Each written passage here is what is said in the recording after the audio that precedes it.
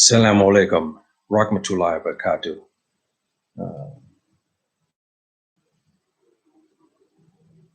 I'm here today, thank goodness, and subhanahu wa ta'ala, that I can be here today to talk about this subject, about our dear brother and the treacherous nature of some of our people who participated in his murder.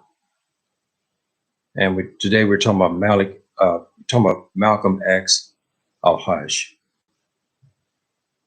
And our dear brother was an extraordinary man and a father, husband, and a revolutionary, a Pan-Africanist, and a Black nationalist. And he was also a devout Muslim.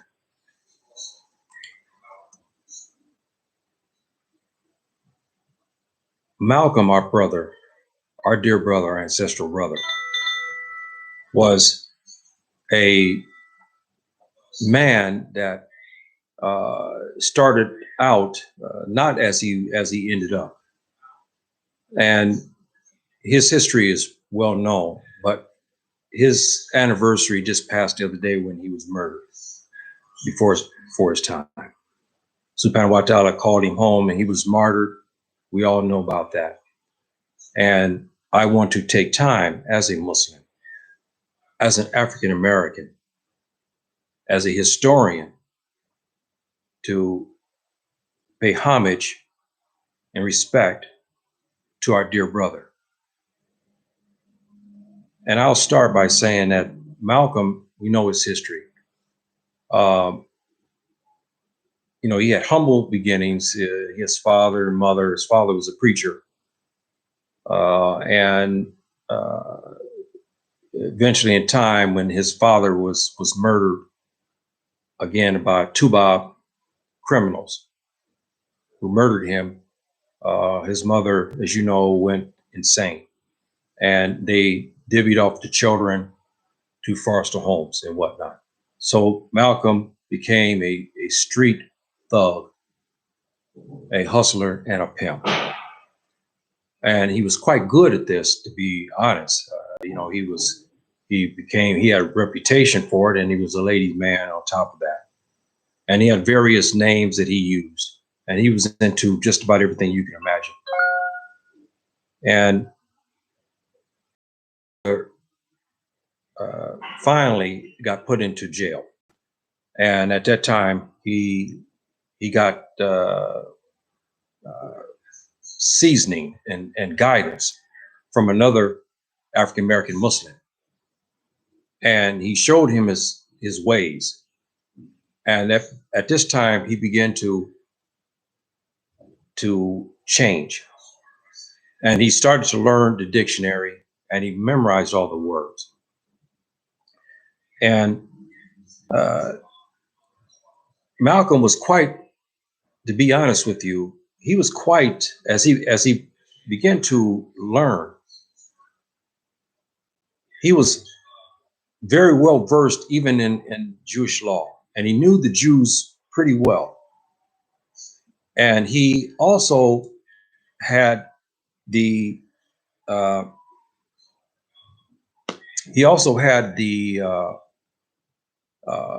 Islamic law and also American law under his hat.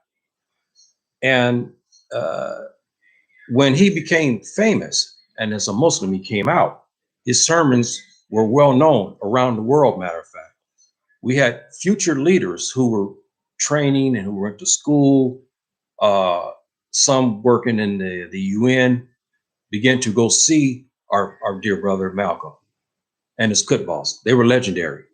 He was a seasoned, very polite, very fiery, very passionate African American man. And the leaders, Shanshah Sheikh, there was others, Kwame Nkrumah. There was a whole slew of people who became leaders of their country would sit there and listen to this man. And by this time now, he began to evolve. Of course, as you know, in the Nation of Islam, we're not going to talk about them today. That's another subject in itself. He had his humble beginnings in there, and he was trained basically to under Black nationalism. Okay, we would say it like this. And now Malcolm became famous. As he traveled through the United States, he began to put the Islamic temples all over the place, and converts began to come because of Malcolm and his speaking ability. He was an auditory genius. There's no doubt about that. And if you listen to his speeches, there's something to behold. I've listened to some of the speeches almost 100 times, and I still never get tired of listening to him.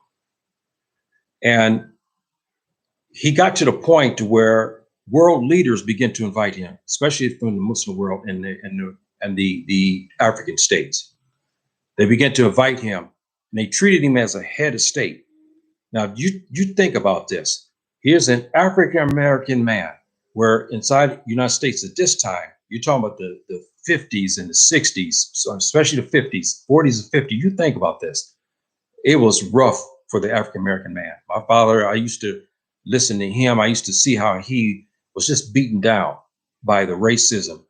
And I saw how this took a toll on him. And to see all the racism we went through, and then all of a sudden you find a very brash, brilliant African-American man in Africa being treated as though he was a head of state. They didn't put him in the Motel 6. They put him in the best of hotels, or he slept in the castles of some of these leaders. So our brother was something else. He was quite admired. Everybody wanted like a piece of him. And so he went to Egypt. He sat at the dinner table of Anwar Sadat, Rahimullah of Egypt. He was the president at that time. And of course, you know, he was assassinated. And Ben Bella, Algeria, the president of many, many decades ago, invited Malcolm. And Malcolm's entourage, when he went to Africa, was like a mini UN. He had Chinese delegates, he had African, he had Asians from the South Pacific region would accompany him. African Americans, Caribbean blacks. I mean, you know, he had an entourage. And now by this time, of course, the U.S. government was plotting to get rid of our dear brother.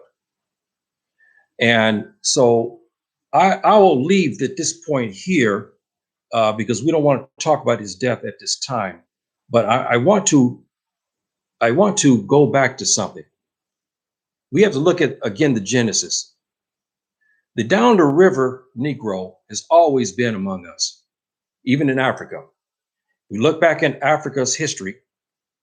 We know that the Portuguese and some of the Europeans traded for our ancestors and brought them in slave ships.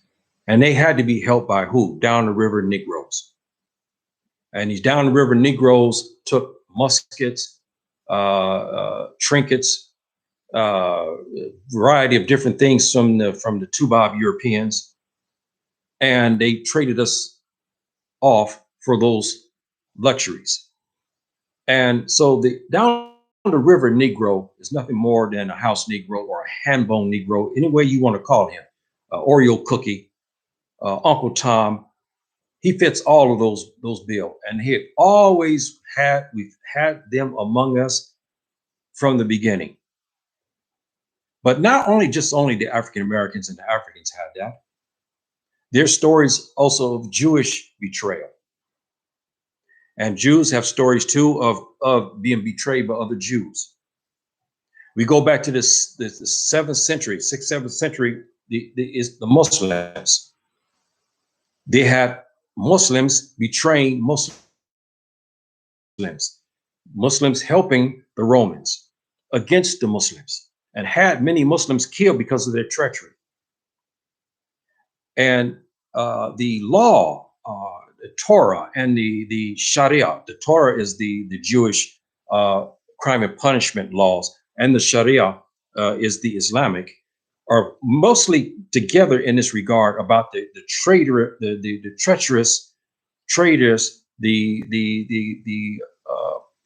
down the river Negro who sells out his people and has his people killed on behalf of the Tuba.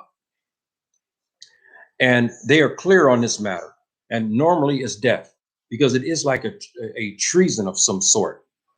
And Islam, I know the Prophet alayhi salatu salam, when he came across these Arabs who assisted, and some were Christian and some were Muslims who assisted the Romans. And he had a rule where he would either, kill them, because for their crime or treachery, because he had other Muslims killed, or he would banish them from the Khalifa, the empire, that the Islamic empire, the new Islamic empire. And so we know we had those things. We also had, let's look at some other things too. Let's look around the 12th century. Remember, I don't know if many of you know that the Mongols, remember the Mongols, they just about sacked Islam and the Muslim countries. They went through them like a hot knife through butter, and no one could stop them. And then finally they were stopped. But to make a point of this matter, we had Muslims assisting the Mongols against the Muslims.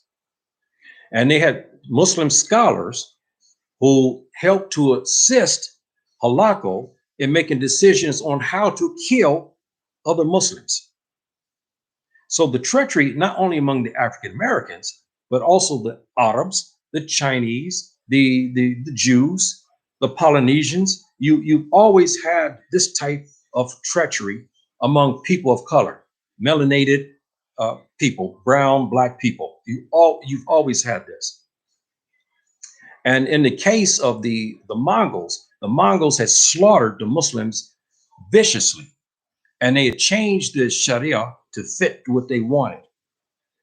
And in time, I'm going to have classes about this, because I'll start moving into the Islamic realm, inshallah, in the near future, where I'll start talking about Islamic issues. And one of these issues is, what do you do about the person like this who is, say he's Muslim, or he's Jew, or he's a Christian, and he give up his brother for trinkets and for maybe some rum or something like this, or maybe some money, and this person who takes their brother, or they kill him, or they give information where these people, where the Jews or the Muslims are hiding at. This happened in history, and they found him and killed him. And so in Islam, we have to deal with this, and we have ways of dealing. I'm not going to deal with that right now, because we probably have a mixed group, and I don't want to belabor that at this time. That'd be during the Islamic portion of some of my talks. But I just wanted to make a point to show that this was not only germane to African Americans and Africans, but also to Arabs and to Chinese and others. The idea for we'll go back here to the African and the African American. The Africans who sold our ancestors, I never talk against them, because as a Muslim, I cannot, because they're not here to defend themselves. I don't know why they did it. Okay, they're in their graves now, and we are taught not to speak ill of the dead. I don't know why our ancestors did what they did, but we don't have reports of what the Portuguese said and so forth and so on when they traded for slaves, and they traded for, worldly goods, so to speak. But I cannot condemn them, and I have not condemned them, because they're not here to defend themselves. I don't know why they did what they did. But inside the United States, the down the river Negro did a number on us. Okay, and many of the revolts, it was the down the river Negro who gave up his brother. One of these cases is Nat Turner. And Nat Turner, I talked about, remember last week, I talked about Nat Turner, a freedom fighter. He killed a lot of Tubab inside the United States.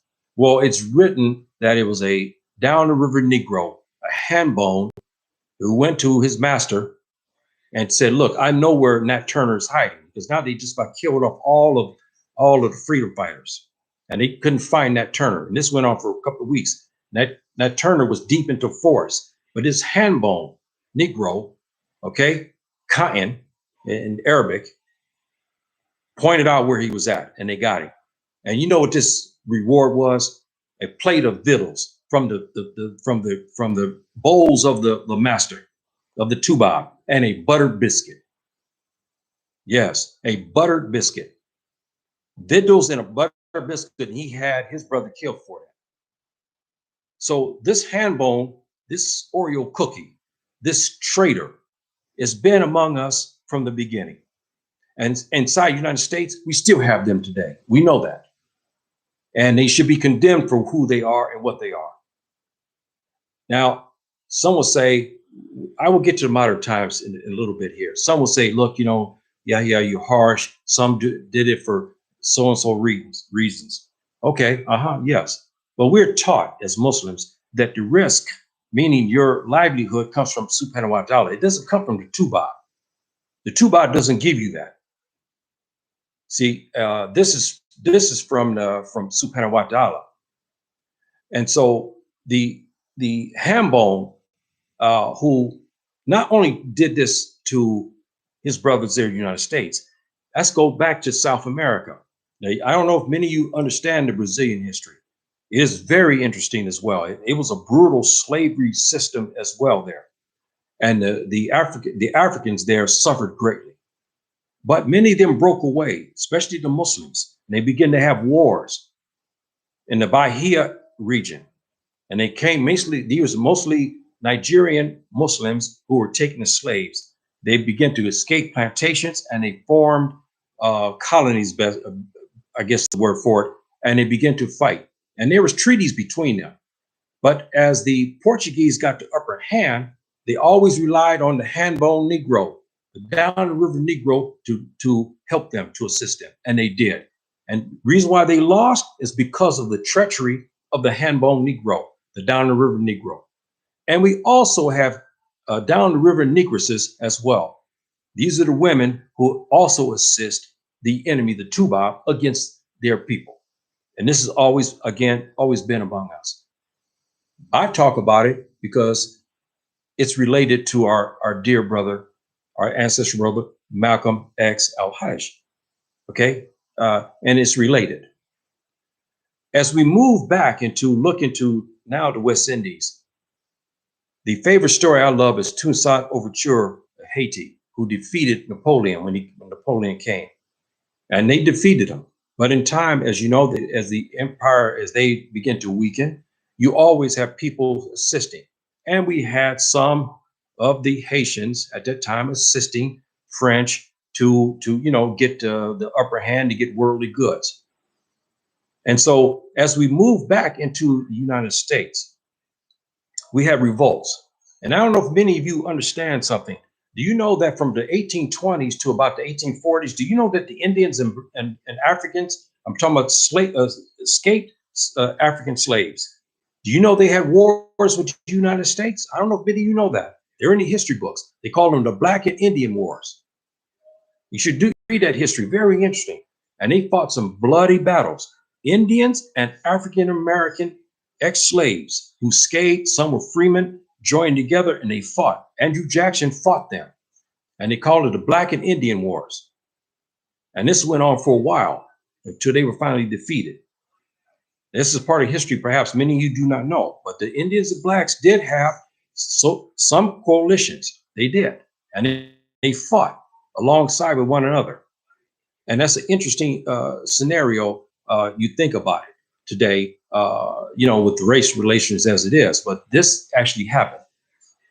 And so when you have these types of situations that we're talking about now, where we talk about in the modern time, and I'm gonna go to something that is past Malcolm at this time.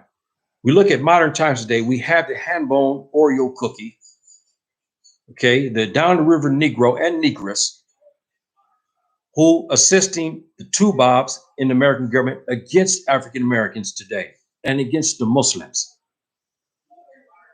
And they go in the masjids, they go and follow African Americans, and they go and turn information over so that two Bob can kill them. And this is this is a breach of being an African. You have apostated. The person who does this has apostated from Islam. Okay, for one, he's apostated being an African because he cannot be African to do something like this.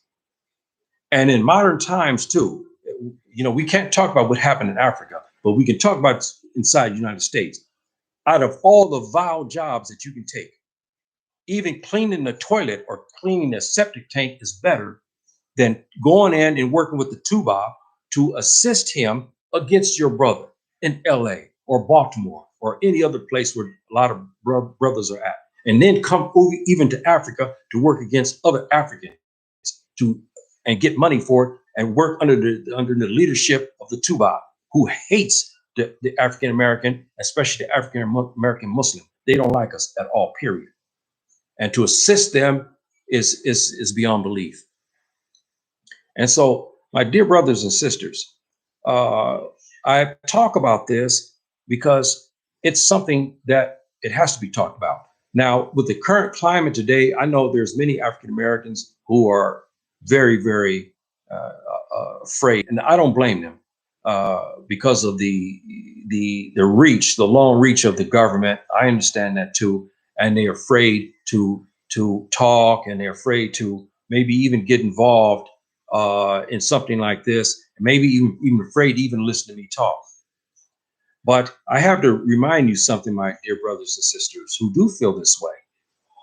The incident that happened at the Capitol should have been a warning to you as well, because it was about you in some respects. The American government refuses to legislate, as I told last week, against these groups. As the Homeland Security has reported, 75,000 to 100,000 now belong to racist, hardened groups. And many of them want to dethrone the American government and as well have race wars with African Americans in particular. And they have not legislated against them still, as we talk about right now, but they have legislated against me, you, and anyone else who refuses to kiss their boots. And anyone who talks against them, anyone who asks for reparations, anyone talks about how they castrated us and enslaved us and beat us and stole our land, or how they took us from Africa, they call us extremists. But yet the Tuba who advocates killing African Americans, Ku Klux Klan, the Nazis, they got all kind of other groups now, especially in Idaho and Wyoming. They don't legislate against them. They don't say nothing about that. But me or you talking here, we're not talking about killing anybody. You'll never find me in any literature talking about anybody to kill anybody. And yet these guys on the phone, they have recordings talking about they want to kill. They want to start a war, and nobody gets arrested. So I understand the fear. I do understand the fear that you have as an African American of the government because of what the government can do. We know we have a uneven terrain as far as the administration of justice towards us. We are the first ones arrested and put in jail, especially when we're innocent. And we know that if there's one of us, we're in a group and all of us are good friends, and one of us decide that night to go do something wrong, they will collect all four of us, even though we had nothing to do with it. Whereas with the Tuba commits a crime, even though he's with 20 or 30 that night, and the 23rd, say the 20 went back home, they don't go after them. They only go after the one who did commit the crime. So they have a different scale of how they deal out their justice, and it's wrong. I want to say something else about our brother Malcolm. Malcolm was such an oratory genius and such a powerful figure that as he began to make his travels into Africa, and he also was invited, many of you may not understand this or even know, it used to be an Asian African conference, and it was a good thing, but it was disbanded, of course. You can imagine. They got together, the third world, was like a third world conference, and it happened in Indonesia. Our brother was invited to speak. by who? The president at that time of Indonesia, Suharto is his name. Rahimahullah, he's dead now. He invited our brother to speak at this conference. That was an honor. Here is our ancestral brother from the beginnings as a hustler, pimp, who now rose to high ranks in the world. He wasn't the president of the United States. He wasn't president of any place, but he was our president. Okay, he was our man. He was our hero. He was our man who we can emulate. If you want to know how a black man should look and how he should carry himself, how he should walk, you emulate Malcolm. If you want to know how a African American is supposed to treat his wife and his children, who do you emulate? Malcolm. If you want to know how you carry yourself in public and among people and how do you deal with the tuba, you look to Malcolm.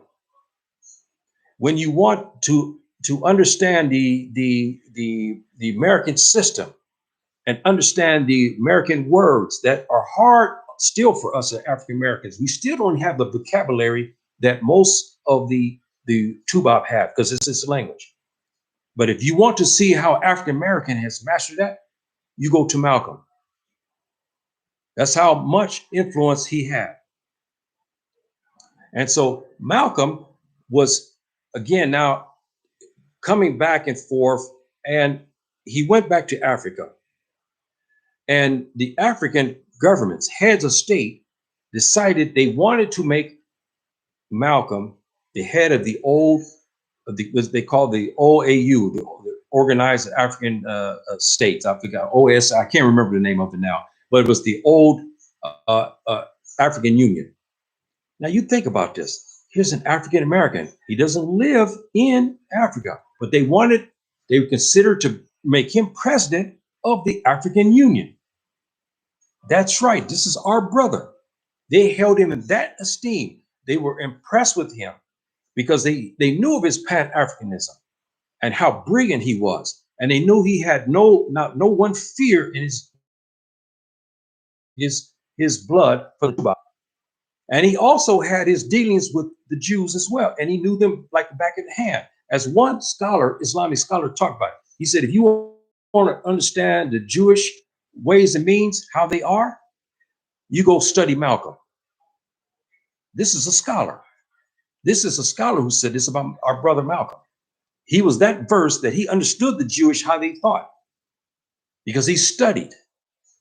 So again, when you look at Malcolm, just about all walks of life, if you needed to understand something and you wanted an example from it, you could go to Malcolm and study him. And this is something that all African Americans should be proud of, that we had an ancestral brother like him.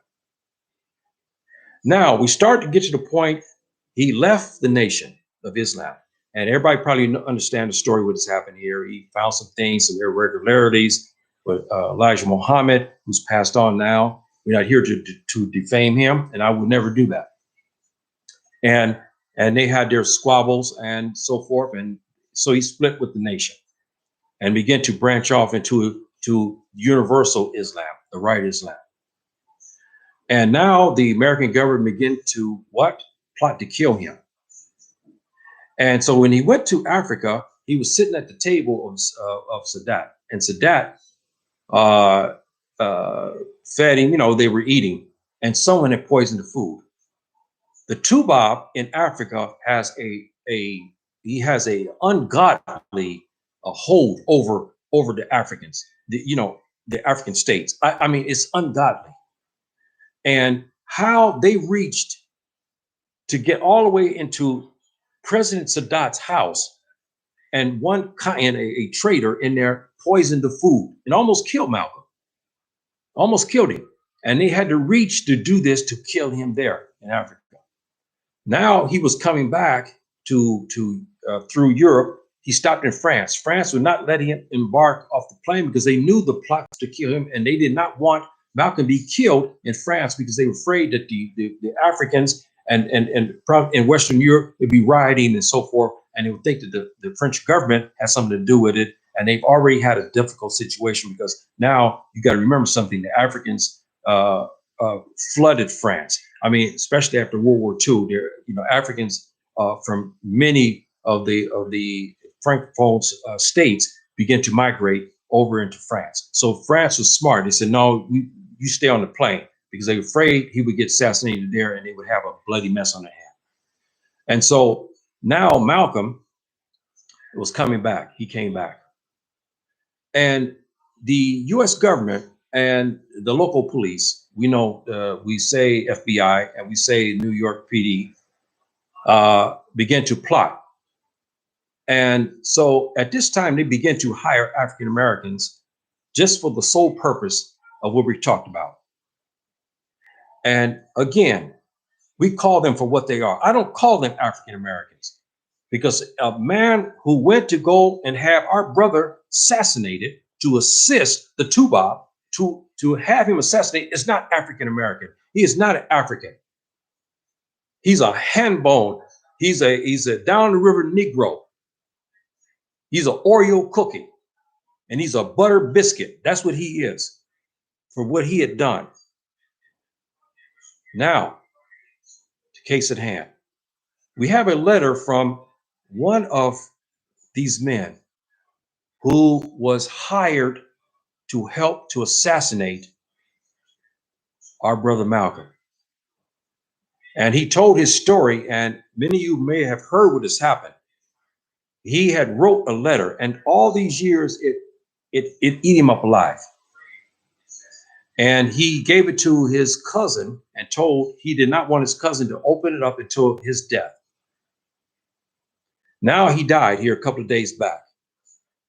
In this letter, he gave a lot of information that implicate the New York PD in particular. And my understanding also the FBI, because he was on the inner circle. They hired him to do this job. And he explained how they plotted to kill Malcolm. And the day they did it, he did not know that Malcolm was the target, he says in his letter.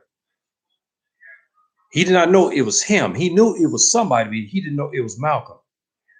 And so they had him to plot to make a case with some of the bodyguards of our dear brother Malcolm, and to make them have to say something. You know how they do us today. They try to get us to say something and they charge us with a federal crime. But this is what has happened. Some of the bodyguards, because they wanted them removed, because now they know if they remove the bodyguards, it'd be easy to kill him. So they arrested the bodyguards on phony federal charges. And of course, we know what happened in the ballroom now. We have 3 Negro, down the river Negroes who claim to be Muslims, who assassinated him, and they all claim that they did not do it. But if you look at the records, when they caught, I think 2 of them, they had the guns on them still as they tried to escape, and they got caught. And they never want to implement who was behind it. But there's been reports that say that the NOI, the Nation of Islam, was also involved in this. We cannot prove this for fact, but we know that Minister Farrakhan stated that he had a hand in it, in the sense that he talked against Malcolm. And perhaps what he did might have spurred others to want to kill him. And he asked for repentance for this. And so this is an issue. Again, I'm not going to. I won't get into the politics with the Nation of Islam. But I'm talking about what happened to our dear brother Malcolm. And Malcolm knew he was going to die. And if anybody saw the movie near the end there, when they played that old song, I can't think of I can't think the name of that song there. I can't think of it. Anyway, it's a sad, like a Negro spiritual, the old Negro spiritual type of sound to it. And it make you cry, because Malcolm knew he was going to be killed. He knew that. He knew they were going to assassinate him. But let me tell you an interesting story before we get to the end here. I want to tell you something that was happening with Malcolm as well. You know, Malcolm was quite a man.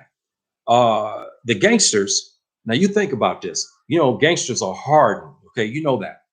But the gangsters never mess with Malcolm. Malcolm would walk through the turf, Hispanics, black turf. Nobody messed with this brother. They respected him and they loved him. And he had a relationship, many of you know now because it's been a series about this. I read the book about this and about a journal also about Bumpy Johnson and his close brotherly relationship with Malcolm.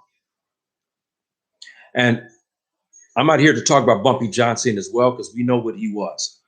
Okay, he was a career criminal. We understand that. He's passed on. Okay, I'm not here to defame him.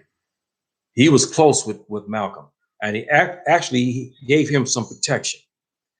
And him and Malcolm cleaned up a lot of places where there were a lot of different drug houses and so forth, and so they helped to clean up these areas.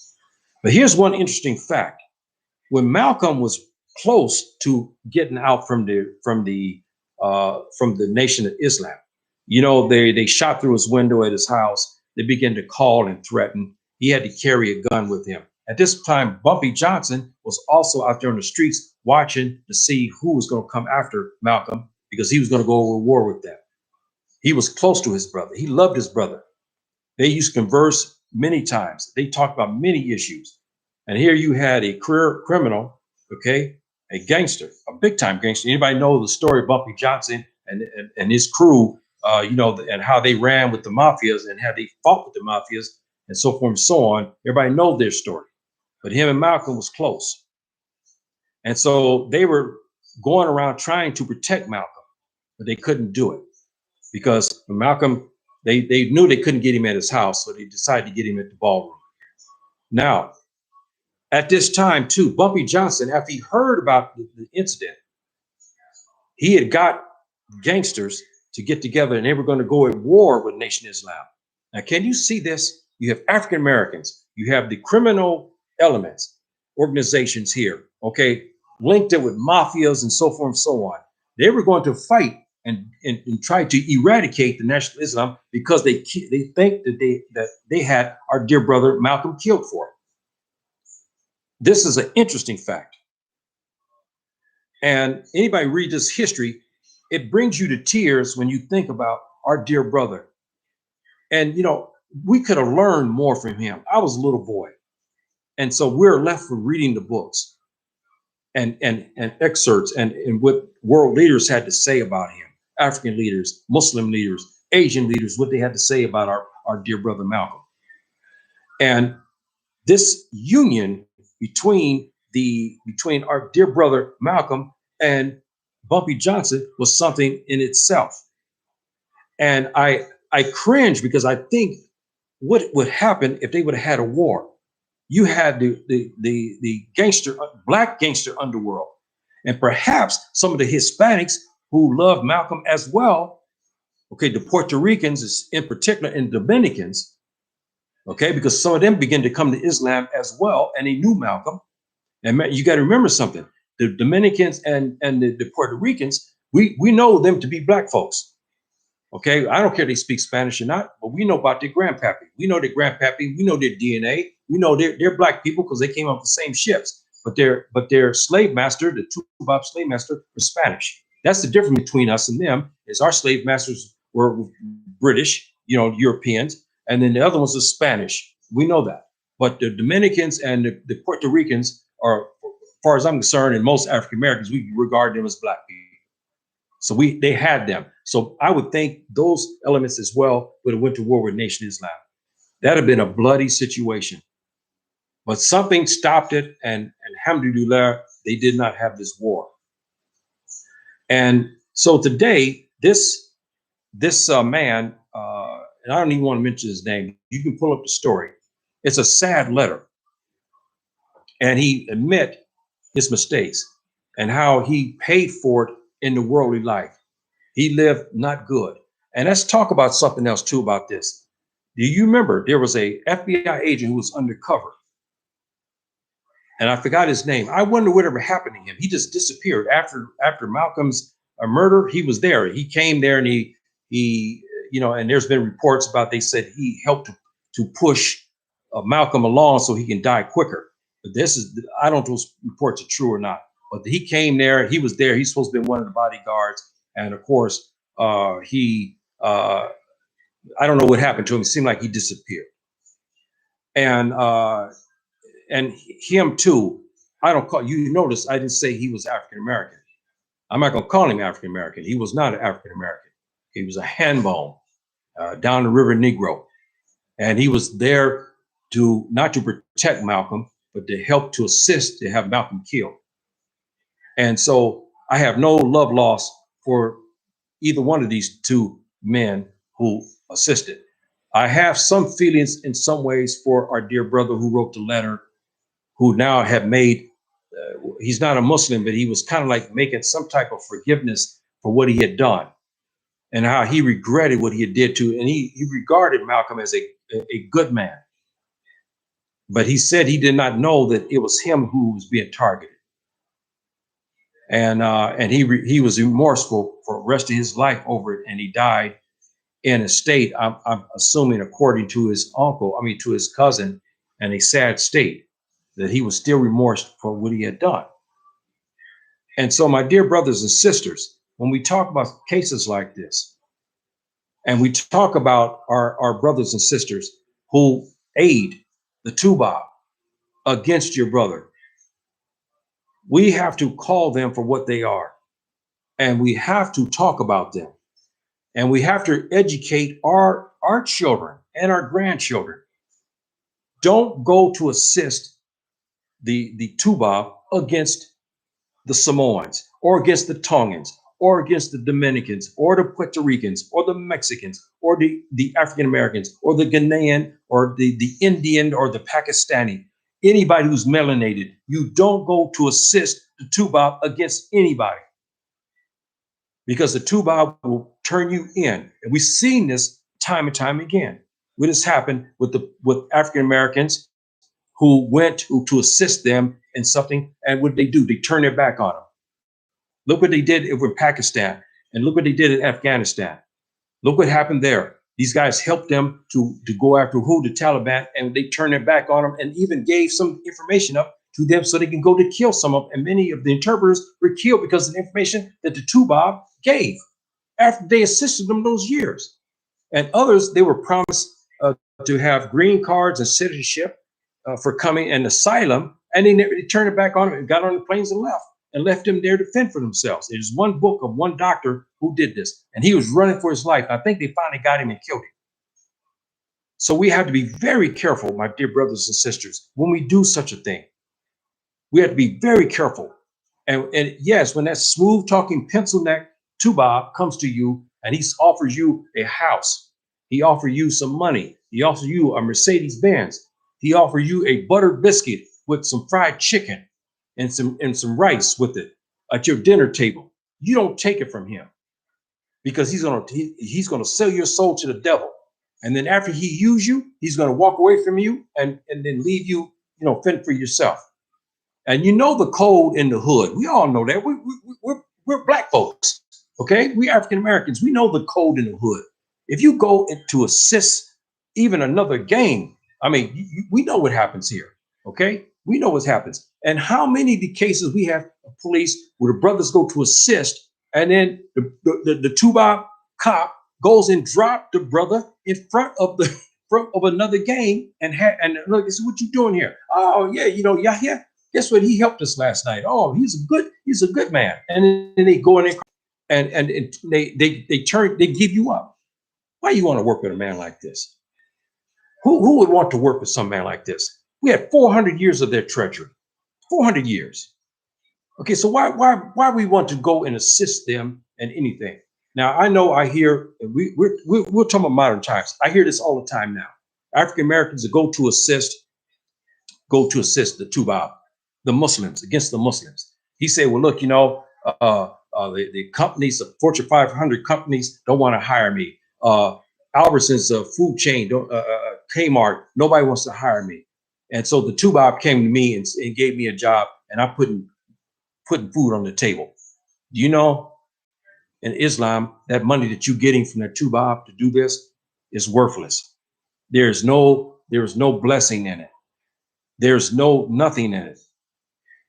And I believe that in the history of the mankind, I think Subhanahu wa ta'ala deals with these kind of people like this. Because how can you have work to go to kill your brother?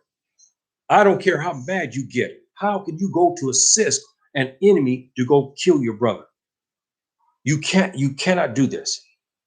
So today I call them for what they are: house Negro, hand bone, down the river Negro, butter biscuit. I mean, I call them different names.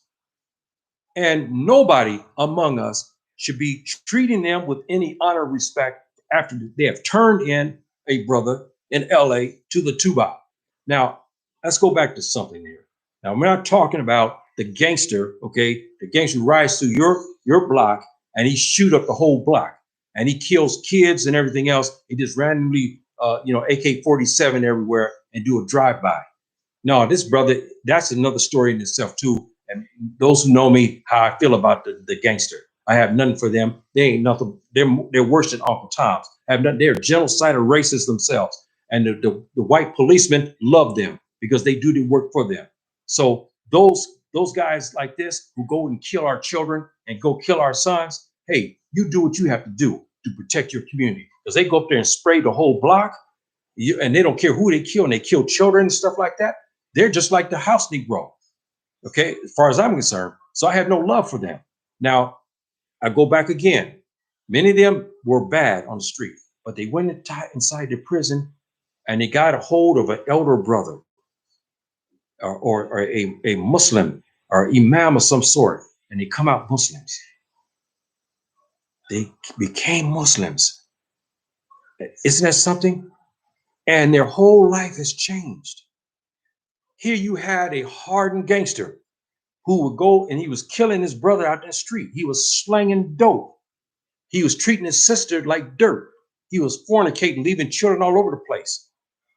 Then he goes to prison, hardened, a hardened Crip, a hardened Blood, a hardened Crenshaw Mafia, or some of the other gangsters there, especially like in LA. Then they meet Muslims. And not by the sword, but by Iman and faith, they came to Islam. They left and they hit back the streets as changed men.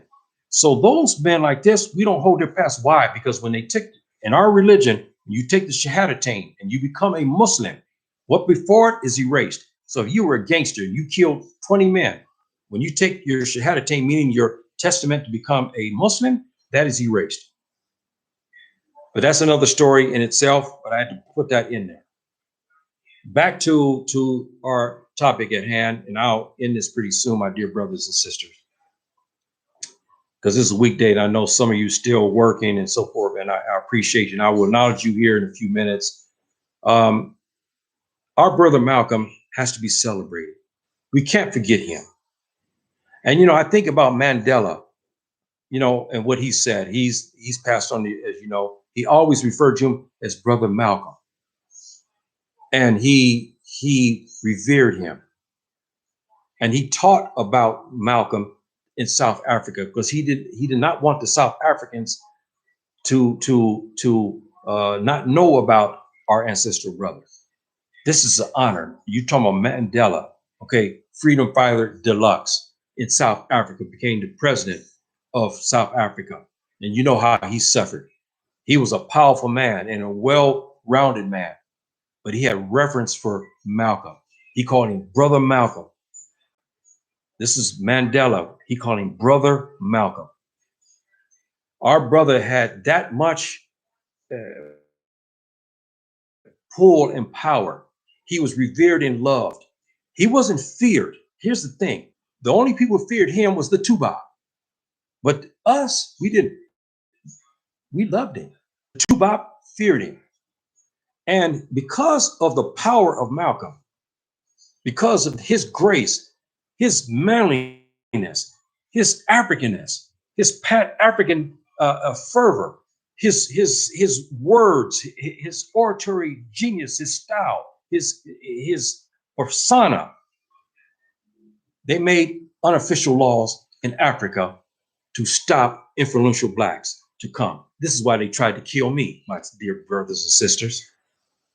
Here in Morocco, they tried to get me here because they had this rule, what they call the Malcolm X rule. where influential black people, they don't want you, especially Muslims in. They don't, because his aura, what he had some decades back now, they didn't want no more. And the two Bob said, we're going to stop this. If you're influential, we're going to try to get you run out. That's why you notice you don't see a lot of African-American Muslims residing in Africa. There's only a few here and there because they get rid of them. They find ways to get rid of them. They don't want African-American Muslims, talking about the men, not the women. They don't have no fear. They let them come and go. But the man, they do.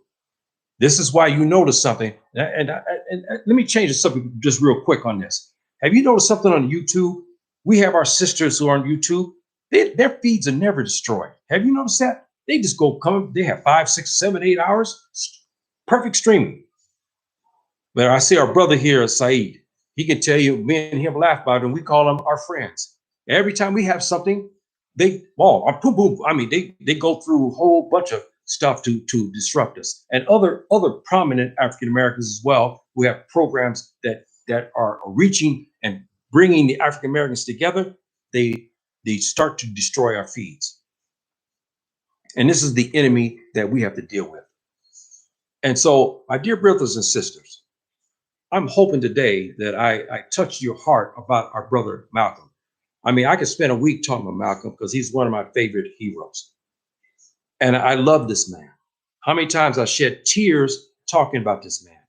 I loved him. I was only a little boy. But as I grew older and I read, and probably some that know me now, I read a lot. Okay. I mean, there's something I do. I read and I study. I mean, I don't just look at Islam. I mean, way before I become Muslim, medical, philosophy. I mean, I studied and studied, and I was always a reader, and that was my habit, to study.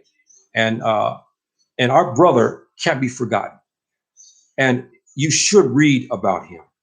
And if you want somebody to emulate, this is the man you should emulate. If you're talking about a brother, you want to see a statesman. That's who you emulate. You emulate this brother. And if we can even have some of the success that he had, it's great. And he did last, and most of his power came when he was what? Muslim. When he became Muslim, his power was intensified because he had the light of Subhanahu wa ta'ala. And matter of fact, let me tell you something about this. Then I'm gonna close here. When Malcolm was making his rounds, Sudan took one of its greatest scholars to do what? To teach and help Malcolm. But before he could do it, Malcolm was assassinated. And I saw pictures of this Grand Sheikh. And when I was in Sudan, I saw a picture of him, and he was there to teach Malcolm. That's right. When Malcolm went to Hajj, you should read about what happened in that situation there as well. This man was respected. This man was loved.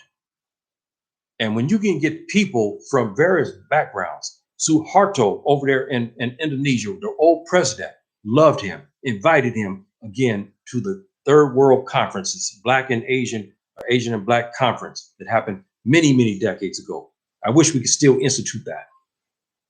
Malcolm also, as you know, wanted to go to the UN. This is an interesting point.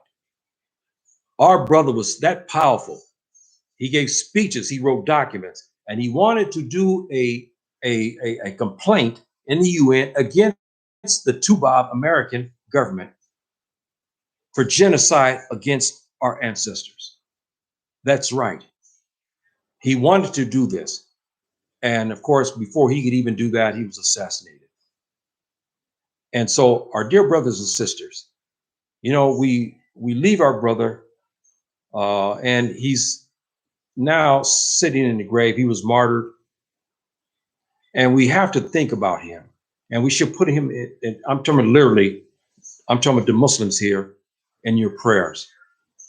And say, have Subhanahu wa ta'ala bless our dear brother and forgive him for his sins, because he deserves that from us. And he set the path for us. And these brothers who sold in slavery, because that is an issue in itself. We don't understand all the particulars behind that. I'm not faulting them. I never criticize them. They're not here. Our ancestors are not here to talk about what they did. But the hand-bone Negroes who turned in Nat Turner and some of the other revolts, and some of the hand-bone Negroes there in Brazil who helped the Portuguese to fight the Muslim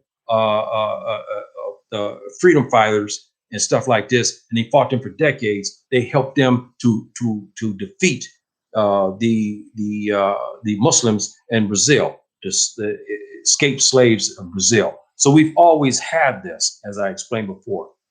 Uh, I don't have sympathy for him, but I must admit today why I wanted to talk is our brother who did die, and I call him that now because he kind of made repentance for what he done, and he wrote that letter, and he suffered for aiding the Tubop against our dear brother Malcolm. And so I had to talk about him too, because even though he did wrong, he admitted his wrong. And you can't ask another man to do more than that. When he comes and humbles himself, say, look, I did wrong. And you know, Subhanahu wa ta'ala, we understand as Muslims what's going to happen to him. I won't get into that because he was not Muslim. I don't need to get into that. But me, I look at him and I feel for him in the sense that I have my anger towards him has diminished because he wrote this letter and he offered his sorrow for what he had done. So him, I consider him African American because he repented for what he had done. But the other ones who don't repent, I have nothing for them. So my dear brothers and sisters, you know, I end my talk with that. And I talk truthfully, and, you know, and I'm a bitter advocate against our enemy, the Tuba. And I have no love lost for him, especially in my later years, especially what he tried to do to me here in Morocco, okay, and Sudan as well. And, you know, if anybody wants to read an article, Al Jazeera, it's in Arabic, unfortunately, they did a program about this. And they try to do me a number, my dear brothers and sisters. Let me tell you something. They try to do a number on me. Yes. And I'm here to talk about it. And the Tubop thought I would kiss his rear end and say nothing. I talk about him every time. It's the white nationalists, Tubop, who tried to do this, who are still killing our brothers and sisters. Yes, I hate him, fisabilillah. I don't mix nothing about that. I'm not talking about every Tubop. No, I'm talking about those white nationalists who work in police, who work in embassies, and work in other things, who try to harm us. I have no love for them. And they know I don't like them. And when I see them on the street, when they come after me, I talk to them. And I tell them what they are. Especially after they told me I have no right to be in Africa. Here I'm an African man. My ancestors come from here and they tell me I have no right to be in America. But I have no love lost for him. And I don't hide that. And like I said, and one more thing here, and I really close. I've said this all along. One thing about Africa I love. We have our problems here, but you know, there's a protection that they're starting to give African Americans. This is a good thing. And in Morocco, they've done this for me. And I'm happy that they have done this because it shows that they could have just got me and put me in like on another slave ship and gave me to the enemy. And you know what they would have done? I probably would have never reached, because what they tried to do, I probably would never reach any part of the United States. I'd be probably off in the river or buried alive somewhere in the Sahara. But they didn't. They offered protection. And I owe that thanks to the King of Morocco, who's another African man. That's right. You look at his heritage.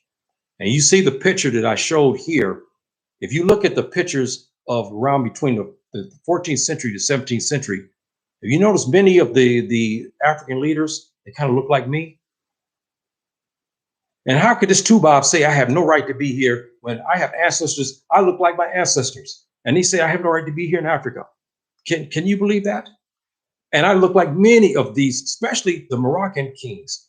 And the Moroccans will tell you that. They look at pictures and they shock, because it's like a reincarnation. I look like, especially some of them, I don't want to mention names. It's almost, some of it is almost a splitted image. It's amazing. White beard, Ema. I mean, the body build, the whole thing. And I mean, it's almost like I'm descended straight from them. So, my dear brothers, I ended with that, and I want to say salam alaikum to our dear brother here, Saeed, and thank you, my dear brother, for coming. And also here we have Stephanie Moore. Uh, I think Stephanie Moore's from Compton. So hey, I got a shout out to my sister from the hood there, Compton, and my brother Isaac. How you doing, brother? Salaam alaikum. He's always coming, and he's always at the Islamic talk shows. And I appreciate my dear brother Isaac. He's a good man, and I love him. And we got Bina, and I think she's also from Compton, I think, as well. And so I got to give a shout out to her. And I saw Amina Hajjuj. She's my sister here from Morocco. Her English is not that good, but hey, she follows Saeed, of course, his platform, and she's here to also give support to me, and that is something that I I'm happy to have. And my dear brothers and sisters, I appreciate you coming and to hear your brother speak about our dear brother Malcolm and the traitors and who they are. And I say to you, don't forget our brother Malcolm. Put him in your prayers, my dear Muslims, because we pray 5 times a day, and even the other supplemental prayers. Put Malcolm there. Ask Subhanahu wa Ta'ala to bless him, because he deserves that. He should deserve that recognition from you in your heart, to ask Subhanahu wa Ta'ala to forgive him for his sins, because he is our sister. He is our brother. He's our ancestral brother. He was a Muslim. He was a father. He was a Pan-Africanist. He was a husband. He was everything that you can embody as an African man. So we should respect that and pray for our dear brother. And I will say to you, my dear brothers and sisters, I pray for our success, and I hope that Subhanahu wa Ta'ala protect us and give us victory over this enemy who's been doing this for 400 years. And we have to do right. And if we do right, Subhanahu wa Ta'ala will reward us. He tells us that in the Quran. He will reward us if we do this. So, my dear brothers and sisters, I will leave you with that. Thank you for showing up. And I give you my gratitude and my love. Salamu alaikum, rahmatullahi barakatuh.